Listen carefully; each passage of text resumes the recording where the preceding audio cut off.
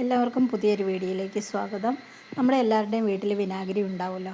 അപ്പം നമുക്ക് ഈ വിനാഗിരി വെച്ചിട്ട് ആദ്യമേ തന്നെ നല്ലൊരു അടിപൊളി ടിപ്സ് തന്നെ നമുക്ക് കാണാം. ഇപ്പം മിക്കവാറും എല്ലാവരും വീട്ടാവശ്യങ്ങൾക്കും മറ്റും ആശ്രയിക്കുന്നത് കുഴൽ കിണറുകളിലെ വെള്ളമാണ്. എന്നാൽ ഈ വെള്ളം ബാത്റൂമിലെ ക്ലോസറ്റ്, ടാപ്പ് എന്നിവയിലൊക്കെ മഞ്ഞ കളർ കാണുന്നത് പതിവാണ്. എത്ര നമ്മൾ തേച്ച് കഴുകിയാലും ആ കളർ പോകത്തില്ല. എന്നാൽ ഇനി ഈ സൂത്രം പ്രയോഗിച്ചോളൂ, പെട്ടെന്ന് തന്നെ ഈ മഞ്ഞ കളർ നമുക്ക് മാറ്റിയെടുക്കാനായിട്ട് സാധിക്കും. ആദ്യമേ നമുക്ക് കുറച്ച് സോഡാപ്പൊടി ഒരു സ്ക്രബ്ബറിലേക്ക് ഇട്ട് കൊടുക്കാം. ഇനി ഇതിലേക്ക് ഒരടപ്പ് വിനാഗിരി കൂടി ഒഴിച്ചു കൊടുക്കാം. ഇനി ഈ വിനാഗിരിയും സോഡാപ്പൊടിയും ചേർത്ത ഈ ഒരു മിക്സ് നമുക്ക് ഈ മഞ്ഞ കളറുള്ള ഭാഗത്തായിട്ട് നന്നായിട്ട് തന്നെ തേച്ച് കൊടുക്കാം. ഒരു 5 മിനിറ്റ് നേരം ഇതുപോലെ തന്നെ നമുക്ക് തേച്ച് കൊടുക്കാം കേട്ടോ. അപ്പോൾ എവിടെ അങ്ങനെ കിണറുകളൊന്നും അങ്ങനെ കുഴിക്കാറില്ല. ഈ കുഴൽ കിണറിലെ വെള്ളമാണ് മിക്കവരും ഉപയോഗിക്കുന്നത്. അതുകൊണ്ട് തന്നെയാണ് നമുക്ക് ഇങ്ങനെയുള്ള ഈ ഒരു മഞ്ഞ കളറൊക്കെ ക്ലോസറ്റിലും അതുപോലെ തന്നെ ടാപ്പുകളിലും എല്ലാം ഇതുപോലെ പറ്റിയിരിക്കുന്നത്. അപ്പോൾ ഇതുപോലുള്ള ടിപ്പുകളൊക്കെ ആർക്കെങ്കിലുമൊക്കെ അറിയുന്നുണ്ടെങ്കിൽ എല്ലാവരും ഒന്ന് ഷെയർ ചെയ്യുക. ഇതുപോലുള്ള കറകളൊക്കെ മാറ്റാനായിട്ട് ഒരുപാട് ടിപ്സുകളൊക്കെ ഉണ്ട്. അപ്പോൾ എല്ലാവരും അവനവന് അറിയുന്ന ടിപ്സുകളൊക്കെ ഇങ്ങനെ നമുക്കൊക്കെ ഷെയർ ചെയ്ത് തരണം കേട്ടോ. അതിന് ശേഷം ഒരു നാരങ്ങയുടെ പകുതി എടുത്ത് അതിന് മുകളിലായിട്ട് നല്ലതുപോലെ തേച്ച് പിടിപ്പിക്കാം. കുറച്ച് സമയം കഴിഞ്ഞ് നമുക്ക് നോക്കാം എന്താകുമെന്ന്. അപ്പോൾ ഇത്രയും മതി. ഇനി നമുക്ക് വെയിറ്റ് ചെയ്യാം. ഇതേപോലെ തന്നെ നമ്മുടെ ഷവറിൻ്റെ ആ ഒരു പൈപ്പിൻ്റെ ഭാഗത്തും ടാപ്പിൻ്റെ എല്ലാം ഭാഗത്ത് കുത്തായിട്ട് ഇങ്ങനെ ഭയങ്കര അഴുക്ക് പിടിച്ചതുപോലെ ഇരിക്കുന്നുണ്ടാവും. അപ്പോൾ അതെല്ലാം നമുക്ക് ഈ നാരങ്ങയും ഈ വിനാഗിരിയും സോഡയും കൂടെ വെച്ച മിക്സും കൂടെ വെച്ച് ഇതുപോലെ ഒന്ന് തേച്ച് ഒരല്പസമയം നമുക്ക് വെയിറ്റ് ചെയ്താൽ പിന്നീട് നമുക്ക് കഴുകിയെടുക്കുമ്പോൾ നല്ല കളറായിട്ടുണ്ടാവും കേട്ടോ. ഈ പൈപ്പിൻ്റെ ഈ ടാപ്പിൻ്റെ ഒക്കെ സൈഡിൽ തുരുമ്പ് പോലെയൊക്കെ ഉണ്ടാവും. അപ്പോൾ അതെല്ലാം മാറാനായിട്ട് നമുക്ക് ഈ ഒരു ടിപ്സ് വളരെയേറെ ഉപകാരമാണ്. അപ്പം നമുക്ക് കുറച്ച് സമയം നമ്മൾ വെയിറ്റ് ചെയ്തിട്ടുണ്ടായിരുന്നു. ഇനി നമുക്ക് കഴുകിയെടുക്കാം. നിങ്ങൾക്കിതാ കാണുമ്പോൾ തന്നെ നിങ്ങൾക്ക് ലൈവായിട്ടാണ് ഞാൻ കാണിക്കുന്നത്. നിങ്ങൾക്ക് കാണുമ്പോൾ തന്നെ മനസ്സിലായിട്ടുണ്ടല്ലോ.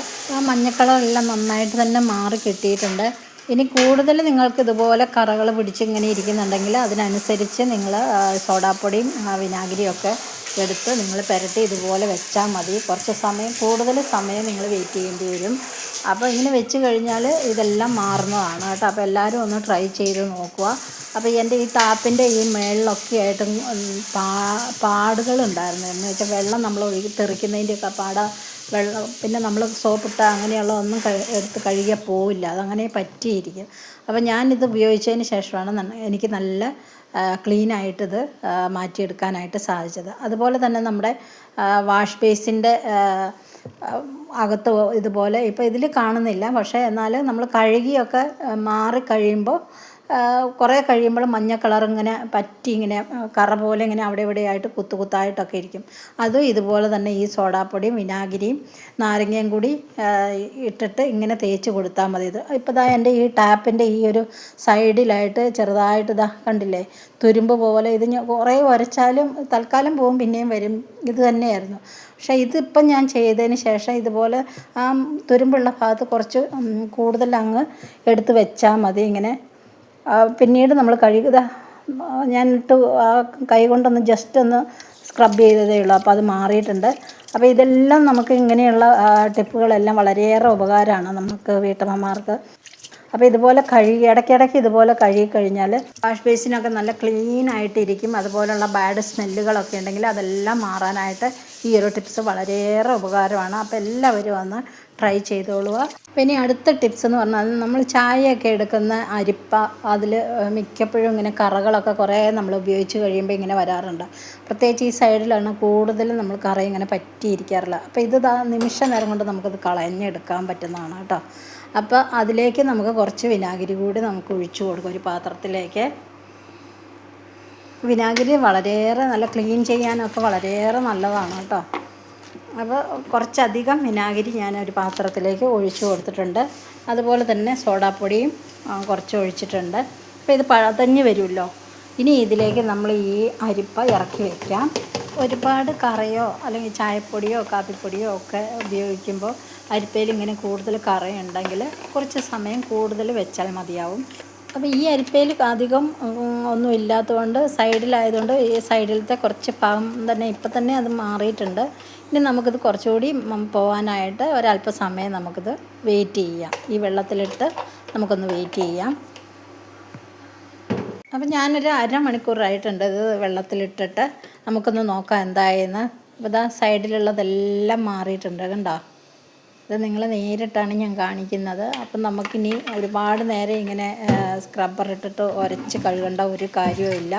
ഇനി നമുക്ക് ചെറുതായിട്ടൊന്ന് ജസ്റ്റ് ഒന്ന് ആ സ്ക്രബ്ബ് ഉപയോഗിച്ചിട്ട് ഒന്ന് കഴുകിയെടുത്താൽ മാത്രം മതി കേട്ടോ. അപ്പോൾ ഇനി ഇതുപോലുള്ള കറകളൊക്കെ പിടിച്ചിട്ടുള്ള അരിപ്പയൊന്നും ആരും കളയരുത്. ഞാനാണെങ്കിലും കുറേയൊക്കെ ഇതുപോലെ കണ്ടമാനം ഇങ്ങനെ കറ പിടിച്ചതൊക്കെ ഒരുപാട് കളഞ്ഞിട്ടുണ്ടായിരുന്നു. ഇപ്പോൾ അത് ഞാൻ കളയാറില്ല. ഇതുപോലെ കഴുകിയെടുത്ത് കഴിഞ്ഞാൽ നമുക്ക് പുത്തനാക്കി നമ്മുടെ അരിപ്പകളൊക്കെ മാറ്റിയെടുക്കാം. നമുക്ക് പൈസയും ലാഭിക്കാം. കാരണം നമ്മൾ ഓരോ പ്രാവശ്യം ഇതുപോലെ കറ പിടിക്കുമ്പോഴൊക്കെ പുതിയത് വാങ്ങല്ലേ. ഇപ്പം നോക്കൂ എത്ര നല്ല ക്ലീനായിട്ട് കിട്ടിയിട്ടുണ്ടെന്ന്. അപ്പോൾ എല്ലാവരും ഇതൊന്ന് ട്രൈ ചെയ്യുക കേട്ടോ. ഇനി നമ്മുടെ അടുത്ത ടിപ്സ് എന്ന് പറയുന്നത് നമ്മുടെ ഹെയർ ഡൈ ആണ്. എപ്പോഴും നമ്മൾ ഹെയർ ഡൈ തയ്യാറാക്കുമ്പോൾ തലേ ദിവസം നൈറ്റിലാണ് നമ്മൾ തയ്യാറാക്കി വെക്കേണ്ടത്. അതെല്ലാവരും പ്രത്യേകം ഒന്ന് ശ്രദ്ധിക്കുക. അപ്പം ഞാനിത് രാത്രിയിൽ തയ്യാറാക്കി വെച്ചതാണ് ഞാൻ നിങ്ങളെ കാണിക്കുന്നത്. അപ്പോൾ ഇത് ഏറ്റവും നല്ലൊരു ടിപ്പാണ് കേട്ടോ. ടിപ്പല്ല, എല്ലാവർക്കും ഉപകാരമാകുന്ന നല്ലൊരു ഹെയർ ഡൈ ആണ്. അപ്പോൾ സ്കിപ്പ് ചെയ്യാതെ മുഴുവനായിട്ട് ഈ വീഡിയോ കാണാനായിട്ട് ശ്രമിക്കുക. ആദ്യമേ തന്നെ നമുക്ക് കുറച്ച് കാപ്പി തയ്യാറാക്കിയെടുക്കാം. ചായപ്പൊടിയേക്കാൾ കൂടുതൽ ഗുണം കിട്ടുന്നത് കാപ്പിപ്പൊടിക്കാണ്. ഞാനിവിടെ 1/2 ഗ്ലാസ് വെള്ളത്തിലാണ് 1.5 സ്പൂൺ കാപ്പിപ്പൊടി ഇട്ട് കൊടുത്തിട്ടുള്ളത്. ഇതൊരു 1/4 ഗ്ലാസ് ആകുന്നത് വരെ നമുക്കിത് തിളപ്പിച്ചെടുക്കാം. മുടിയുടെ ആരോഗ്യത്തിനും സംരക്ഷണത്തിനും അതുപോലെ തന്നെ മുടിക്ക് നല്ല കളർ കിട്ടാനും നല്ല ഷൈനിങ് കിട്ടാനും ഒക്കെ കൂടി വേണ്ടിയിട്ടാണ് നമ്മൾ ഈ കാപ്പി ഇതിലേക്ക് ചേർത്ത് കൊടുക്കുന്നത്. പിന്നെ ഹെയർ ഡൈ തയ്യാറാക്കാനായിട്ട് നല്ല ക്വാളിറ്റിയുള്ള പൊടികൾ തന്നെ നമ്മൾ എടുക്കാനായിട്ട് ശ്രമിക്കുക. പ്രത്യേകിച്ച് കാപ്പിപ്പൊടിയൊക്കെ നല്ല ക്വാളിറ്റി ഉള്ളത് എടുക്കുക. ഇനി നമ്മുടെ ഹെയർ ഡൈക്ക് വേണ്ട പ്രധാനപ്പെട്ട ഒരിലയാണ് ഈ ഒരില.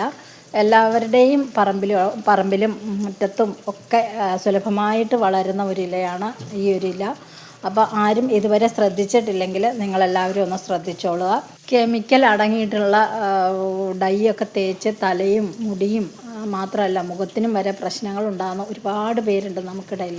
അവർക്കെല്ലാം തേക്കാൻ പറ്റിയൊരു നല്ലൊരു ഹെയർ ഡേ ആണ് ഈ ഒരു പാക്ക്. ഇപ്പം നീലയാമരി ഒക്കെ തേച്ചിട്ട് പലർക്കും പല സൈഡ് എഫക്റ്റ് അങ്ങനെയൊക്കെ വന്നിട്ടുണ്ട്. ഇതിന് യാതൊരുവിധ സൈഡ് എഫക്റ്റോ ഒന്നും ഇല്ലാത്തൊരു ഇലയാണ് കേട്ടോ. ധൈര്യമായിട്ട് നമുക്ക് ഉപയോഗിക്കാം.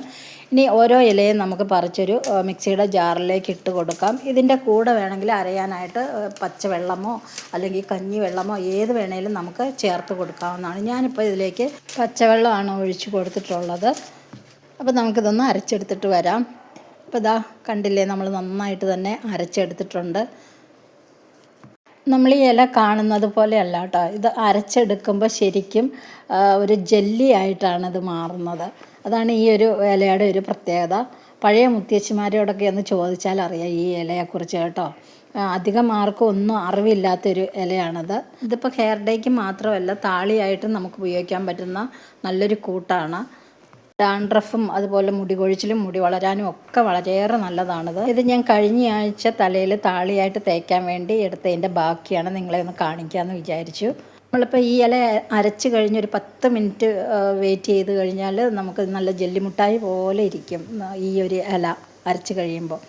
അപ്പോൾ എല്ലാവരും ഒന്ന് താളിയായിട്ടും ഉപയോഗിക്കാനായിട്ട് ശ്രമിക്കുക. ഇനി നമുക്ക് വേണ്ടത് വാഴപ്പോളയുടെ നീരാണ്. അത് നേന്ത്രവാഴയുടെ തന്നെ വാഴപ്പോള എടുക്കാനായിട്ട് ശ്രമിക്കുക.